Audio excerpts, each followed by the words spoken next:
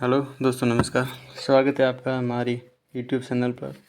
दोस्तों, तो आज हम राजस्थान इतिहास का एक नया टॉपिक लेकर आए हैं, जिसका नाम है राजस्थान इतिहास के स्रोत। यानी राजस्थान इतिहास के स्रोत, यानी राजस्थान को इतिहास को जानने के लिए, यानी राजस्थान का पहले इतिहास कैसा था, ये सब जानने के लिए हम इतिहास की जो स्रोत है उनको पढ़ते हैं। यानी किन स्रोतों से राजस्थान का इतिहास कहता था, ये हमें पता चलेगा। तो राजस्थान के इतिहास के स्रोत पढ़ने से पहले इन जो ऐतिहासिक जो स्रोत हैं उसको दो भागों में बांटा गया है। एक है पुरातात्विक स्रोत, जिसे हम खोद करके निकालते हैं या कई शिलाओं पर लिखे हुए मिलते हैं, वो पुरातात्विक स्रोत होते हैं। एक होते हैं साहित्यिक स्रोत। स्रोत में किन्हीं रचनाकार के द्वारा कोई ग्रंथ है या कवियों के द्वारा कोई लेख वगैरह लिखे जाते हैं ना, तो वो साहित्यिक स्रोत में आते हैं। सबसे पहले हम पुरातात्विक स्रोत के बारे में पढ़ेंगे, जिसमें हम अभिलेख पढ़ते हैं, स्तंभ लेख पढ़ते हैं, गुहा लेख पढ़ते हैं, ताम्रपत्र, ये सब हम पुरातात्विक सामग्री में पढ़ते हैं, जो खोद करके या कहीं लिखे हुए मिलती है हमको पहाड़ियों में वगैरह या शिलाओं पर वगैरह। ठीक है, तो वो पुरातात्विक सामग्री आती है, यानी पुरानी जो चीज़ें होती है वो पुरातात्विक सामग्री में आती है। ठीक है, तो हम एक एक के बारे में पढ़ते हैं। देखिए सबसे पहले है, अब हम पढ़ेंगे पुरातात्विक सामग्री के बारे में पढ़ते हैं। ठीक है दोस्तों, यानी पुरानी सामग्री जो हमें मिलती है वो खुदाई में वगैरह, ठीक, उनके बारे में हम पढ़ेंगे। जैसे कि सबसे पहले भारत में पुरातात्विक सर्वेक्षण करने के लिए, यानी जो पुरानी चीज़ों को खोद करके निकालने के लिए, उनका सर्वेक्षण करने के लिए भारत में ASI यानी आर्कोलॉजिकल सर्वे ऑफ इंडिया, जिसे हम हिंदी में भारतीय पुरातात्विक सर्वेक्षण विभाग बोलते हैं, इसकी स्थापना की गई थी। इसकी स्थापना अलेक्जेंडर कनिंघम यानी अलेक्जेंडर कनिंघम के नेतृत्व में 1861 में इसकी स्थापना की गई थी। कैसे याद रखेंगे?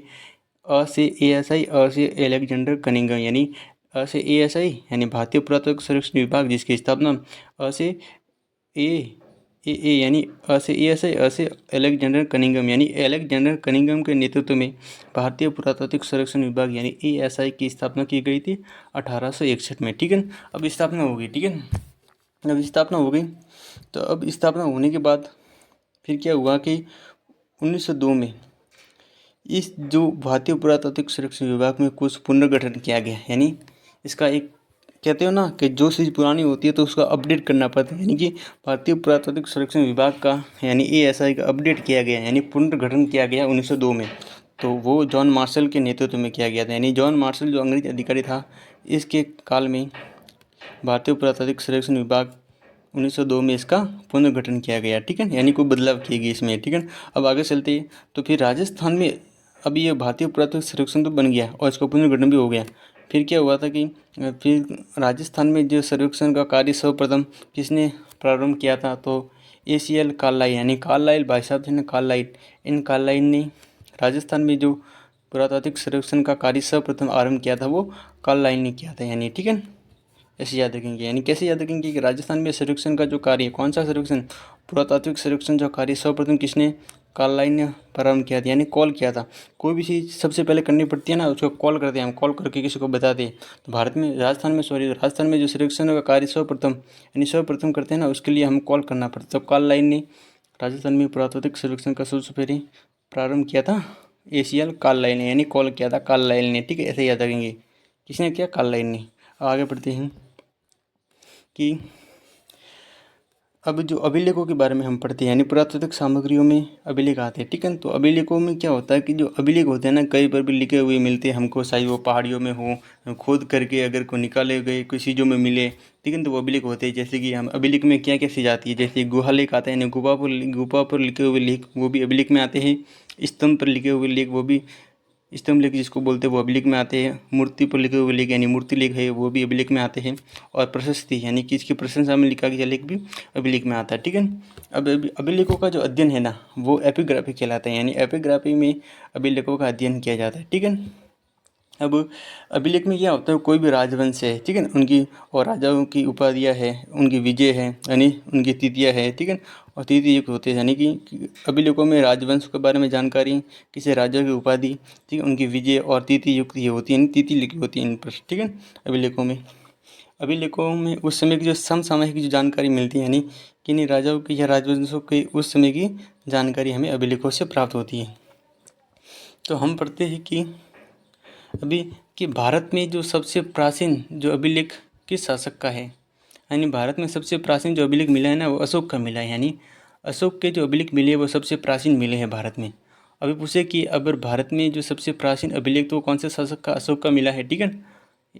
और पूछे कि अगर भारत में संस्कृत भाषा का पहला अभिलेख कहाँ मिला है, यानी संस्कृत भाषा में लिखा हुआ पहला अभिलेख भारत में कहाँ मिला, तो वो एक शक शासक था जिसका नाम था रुद्रदामन। क्या नाम था? रुद्रदामन नाम का एक शक शासक था, उसका एक जूनागढ़ अभिलेख मिला है। यानी जूनागढ़ अभिलेख जो कि शक शासक रुद्रदामन का है, जो कि संस्कृत भाषा का मिला हुआ भारत का पहला अभिलेख है, ठीक है, याद हो जाएगा। अब आगे बढ़ते हैं।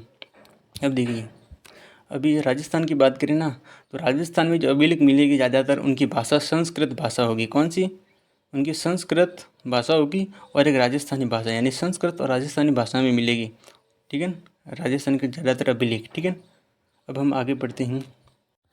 तो अभी अभिलेखों के बारे में पढ़ते हैं शानदार तरीके से। देखिए, तो पहला जो अपना अभिलेख है वो है बडली का अभिलेख या शिलालेख कह सकते हो, ठीक है। हम अभिलेख ही बोलेंगे क्योंकि अभिलेख में सारी चीज़ें आ जाती है, शिलालेख, गोलेख वगैरह, ठीक है, तो अभिलेख ही बोलेंगे हम, ठीक है। तो जो बडली का जो अभिलेख है, ठीक है, वो 443 ईसा पूर्व का, सॉरी दोस्तों ईस्वी नहीं है, ईसा पूर्व का, ठीक है। तो 443 ईसा पूर्व का है बडली का शिलालेख, ठीक है।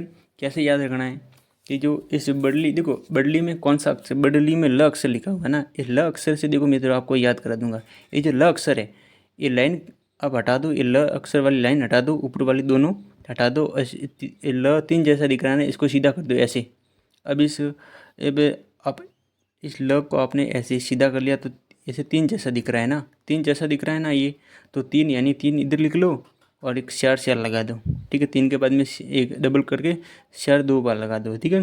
तो 443 ईसा पूर्व क्या हो गया? 443 ईसा पूर्व का ये शिलालेख है बडली का शिलालेख। कैसे याद रखना है? ल है ना, ल को उल्टा करेंगे तो 3 जैसा बनेगा, यानी 3 पीछे लगा दो और 4 2 बार लिख लो, यानी 443 ईसा पूर्व का है बडली का शिलालेख। यानी सन तो याद हो गया। अब हम याद करते हैं इसका मतलब जिला याद करें। जैसे कि बडली का शिलालेख है ना अजमेर ज़िले में, कौन से ज़िले में? अजमेर ज़िले में है, जो कि वर्तमान में भी अजमेर संग्रहालय में रखा हुआ है, ठीक है। और इसकी जो खोज किसने की थी? ओझा साहब जी ने की थी। गौरी चंद हीरा चंद ओझा है ना, गौरी शंकर हीरा चंद ओझा, उन्होंने इनकी खोज की थी, ठीक है। तो देखिए, तो ओझा साहब है ना, ओझा ने बडली शिलालेख की खोज की थी। कहाँ की थी? बिलोत माता का मंदिर है ना, बिलोत माता के मंदिर में की थी, ठीक है। और ये जो बडली का जो शिलालेख है, ठीक है, ये जो बडली का जो शिलालेख है ना, ये जो अपने राजस्थान का सबसे प्राचीन शिलालेख माना जाता है। यानी कि राजस्थान का सबसे प्राचीन शिलालेख ये बडली का शिलालेख, जो कि 443 ईसा पूर्व का है। कहाँ का है? 443 ईसा पूर्व लिखता हूँ मैं, ठीक है। 443 ईसा पूर्व का है ये बडली का शिलालेख अपना, ठीक है। 443 ईसा पूर्व का है, ठीक है, 443 ईसा पूर्व का है। अजमेर ज़िले में है, वर्तमान में भी अजमेर संग्रहालय में है। ओझा साहब ने खोज की थी और राजस्थान का सबसे प्राचीनतम अभिलेख है, ठीक है, जो कि 443 ईसा पूर्व का है। अब देखिए याद कैसे रखना, देखिए अक्सर ये ल था ना, ल से तो आपने ये तो याद रखना है, सन तो आपने याद रखना है 443 ईसा पूर्व, ठीक है, ये तो आपने याद हो गया। अब जो इस ल है ना, इस ल को आप सीधा कर दो तो आपको 3 जैसा दिख रहा है, तो 3 से मतलब ये तो आपको याद हो गया, ठीक है। अब इसको, इस 3 को ये लाइन खींच कर अब बना दो, इसको अब बना दो, अब बना दिया तो अ से देखो, अक्षर से क्या हो गया कि इस ल को अब बना दिया ना, अ से अजमेर जिला हो गया, अ से ओझा साहब हो गए। यानी कि अ से एक तो अजमेर जो कि बडली शिलालेख किस जिले में है, और अ से ओझा साहब यानी गौरी शंकर जो हीराचंद ओझा है ना, इन्होंने इसकी खोज की थी बडली शिलालेख की, ठीक है, जो कि बिलोत माता के मंदिर में और राजस्थान का सबसे प्राचीन अभिलेख है। यानी याद हो गया बडली शिलालेख सबसे प्राचीन अभिलेख है, ठीक है। अब हम दूसरे अभिलेख की बात करते हैं, जो अब ये महत्वपूर्ण अभिलेख है जिसका नाम है बिजोलिया का अभिलेख। यानी जो बिजोलिया का जो अभिलेख है ना, महत्वपूर्ण अभिलेख है, पोस्ट महत्वपूर्ण अभिलेख है। यानी राजस्थान का अभिलेख पढ़ते हो ना, तो बिजोलिया अभिलेख तो आपको पढ़ना ही पड़ेगा। तो इसके लिए ट्रिक बनाई है हमने, शानदार ट्रिक, जिसमें आपको याद हो जाएगा पूरा ये बिजोलिया का शिलालेख। जैसे कि ट्रिक है जो आपको 2-3 बार पढ़नी पड़ेंगी और आपको बार बार पढ़ने की जरूरत नहीं है, 1-2 बार पढ़ लो आपको याद हो जाएगी। जैसे कि जैसे बिजोलिया शिलालेख ले लेकिन ना, बिजोलिया शिलालेख तो देखिए जैसे याद रखना है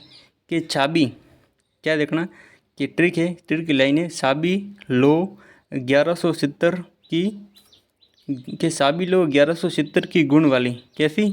अब वाली आप खुद लिख सकते हो, ठीक है। तो साबी लो 1170 की गुण वाली, क्या रखना है?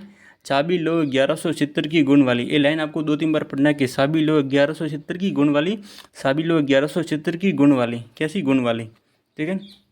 तो अभी देखिए याद करते हैं, चाबी लो 1176 की गुण वाली। तो देखिए ये जो चाबी है ना, चाबी, इस चाबी में जो सा है ना, सा से तो याद हो गया कि चौहान वंश की जानकारी मिलती है।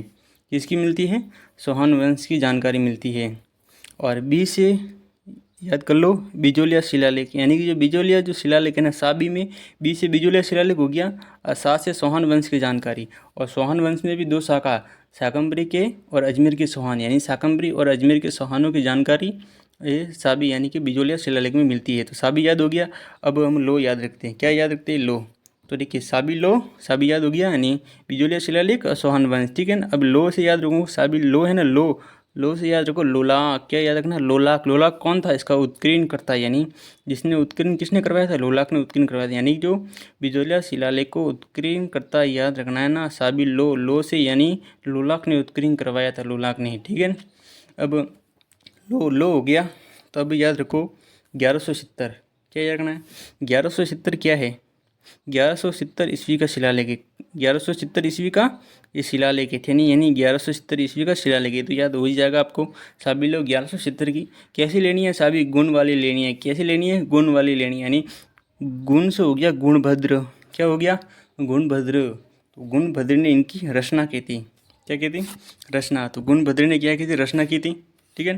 कैसे याद रखना है? साबी लो 1170 की गुण वाली। साथ से चौहान वंश जिसकी जानकारी मिलती है शाकंभरी और अजमेर की। कौन सा शिलालेख?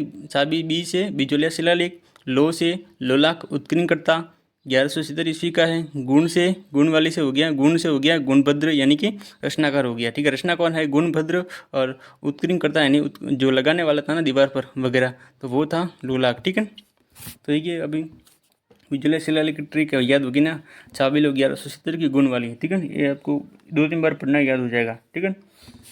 अभी जो बिजोलिया शिलालेख पढ़ते हो तो एक लाइन आपको एक और याद रखनी है अलग से कि 551 ईस्वी। क्या याद रखना है? 551 ईस्वी आपको याद रखना है। 551 ईस्वी का क्या मैटर है वो याद कराता हूँ। एक बिजोलिया में एक अक्षर है ना, आपको लिखना बिजोलिया में जो ब अक्षर है ना, इसको ब अक्षर को पकड़ो। कौन सा है ब अक्षर? इस ब अक्षर में से ये जो बीच में जो लाइन है ना, ये वाली लाइन, इसको काट दो, इसको काट दो। तो यार अब इसको आपको व जैसा दिखेगा, ये ब व जैसा दिखेगा। तो व से पकड़ लो वासुदेव। क्या पकड़ लो? वासुदेव, यानी कि व से पकड़ लो वासुदेव। तो बिजोलिया में बी व जैसा दिखेगा, तो व से बिजोलिया में व पकड़ लो, व से वासुदेव, यानी तो 551 ईस्वी में जो वासुदेव चौहान ने, यानी जो वासुदेव था, उसने चौहान वंश की स्थापना कर दी। क्या कर दी?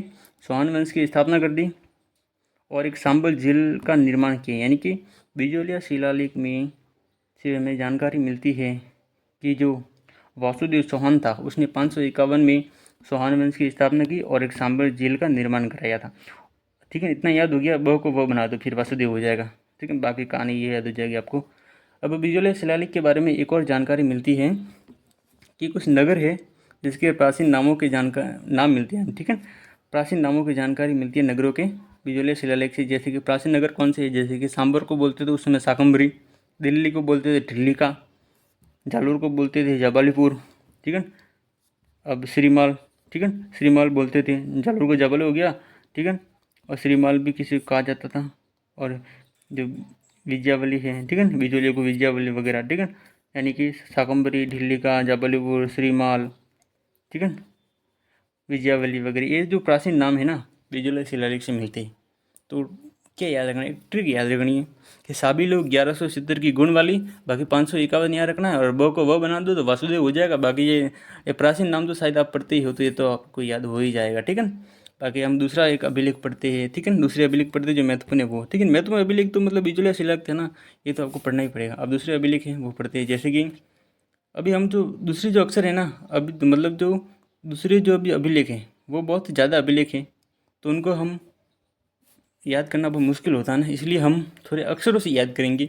जैसे कि अक्षरों से कैसे मिलते जुलते अभिलेख है। जैसे कि हम सबसे पहले जो अभिलेख पढ़ते हैं ना, जैसे कि अब जो महत्वपूर्ण अभिलेख भी आते हैं कुछ, जैसे कि क अक्षर से कौन से अभिलेख बनते हैं। जैसे क अक्षर से अभिलेख बहुत सारे हैं, तो अक्षर से याद रखना पड़ेगा। जैसे कि क अक्षर से कौन से अभिलेख बनेंगे, जैसे कि क अक्षर से एक तो कृति स्तंभ प्रशस्ति बनती है, यानी कृति स्तंभ अभिलेख कहो प्रशस्ति कहो एक ही बात है, क्योंकि प्रशस्ति वगैरह सब अभिलेख में आती है। ठीक है, तो कृति स्तंभ जो प्रशस्ति है या अभिलेख है ना, वो है 1460 ईस्वी का है। कब?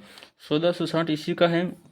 और इसमें बप्पा रावल से महाराणा कुंभा है ना, वहाँ तक का इतिहास मिलता है। यानी बप्पा रावल से महाराणा कुंभा तक का जो इतिहास मिलता है वो कृति स्तंभ प्रशस्ति में है। और इसमें महाराणा कुंभा की अगर हम बात करें ना, तो खासकर महाराणा कुंभा का इसमें वर्णन है, और महाराणा कुंभा के इसमें विजयों का वर्णन है। महाराणा कुंभा की जो उपाधियाँ है ना, ठीक है, हाल गुरु, साल गुरु वगैरह सब है ना, साप गुरु वगैरह, इन सभी की उपाधियाँ मिलती है। और महाराणा कुंभा की जो रचना है ना, उसकी भी जानकारी मिलती है, जैसे कि रचना, जैसे कि छंदी शतक है, गीत गोविंद की टीका है, ठीक है, संगीत राज है, ये सभी की जानकारी, इनकी रचनाओं की जानकारी सभी की कृति स्तंभ प्रशस्ति से मिलती है। ठीक है, और जो इसमें जो है ना कृति स्तंभ जो प्रशस्ति की रचना किसने की थी? अत्रि ने की थी। ठीक है, अत्रि ने की थी। फिर उसके बाद में उसके पुत्र, यानी कृति स्तंभ प्रशस्ति की रचना कवि अत्रि ने की थी। फिर उसके बाद में उसके पुत्र महेश भट्ट ने किया, यानी अत्रि भट्ट और महेश भट्ट ने कृति स्तंभ प्रशस्ति की रचना करी। कैसे याद रखेंगे कृति कि अत्रि ने इसकी स्थापना की थी? देखिए, कृति लिखते हैं ना, कृति यानी कृति से याद रखना अत्रि, कृति अत्रि, कृति अत्रि, यानी कवि अत्रि ने इसकी रचना कर दी। ठीक है, कवि अत्रि ने इसकी रचना की। फिर उसके बाद में इसके मरने के बाद इसके पुत्र ने इसकी रचना की। ठीक है, अब देखिए, अब हम कृति स्तंभ प्रशस्ति हो गया। अब हम पढ़ेंगे कुंभलगढ़ शिलालेख के बारे में। ठीक है, क अक्षर से एक कृति स्तंभ हो गया, क अक्षर से एक कुंभलगढ़ शिलालेख के बारे में पढ़ेंगे।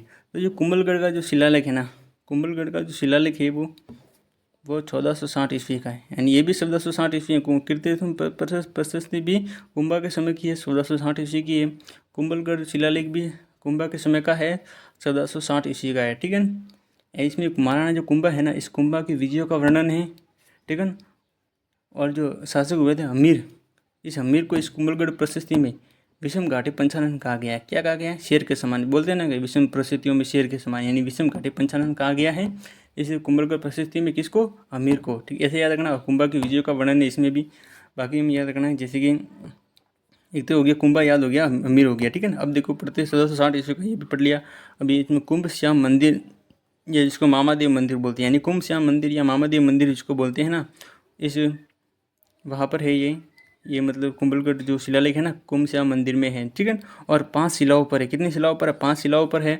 और ये भाषा इसकी कहे ना, तो ये जो कुंभलगढ़ शिलालेख है संस्कृत भाषा में है। ठीक है, संस्कृत भाषा में और नागरी लिपि में है। कौन सी लिपि? नागरी लिपि में है।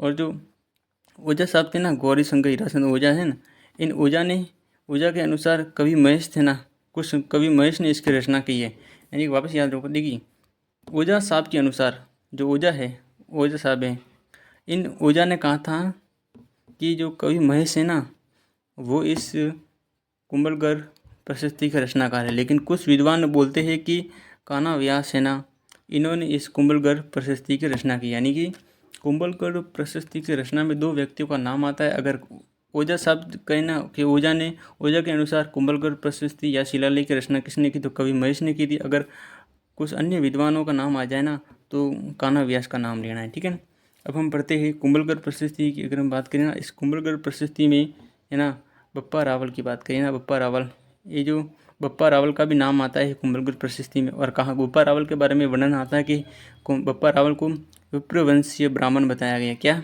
विप्रवंशीय ब्राह्मण बताया गया है। और कहा कि हारित ऋषि की कृपा से उनको राज्य प्राप्त हुआ था। यानी हारित ऋषि की कृपा से बप्पा रावल को राज्य प्राप्त हुआ था। इसका वर्णन कृति स्तंभ प्रशस्ति में मिलता है। ठीक है, और जो गुहिल है ना, गुहिल, इस कृति स्तंभ प्रशस्ति में गुहिल है ना, जो कि आदि पुरुष है गुहिल वंश के, इस गुहिल को बप्पा का पुत्र बताया गया। यानी बप्पा रावल का पुत्र बताया गया है गुहिल को, जो कि शायद सही प्रतीत नहीं होता है, यानी गलत है।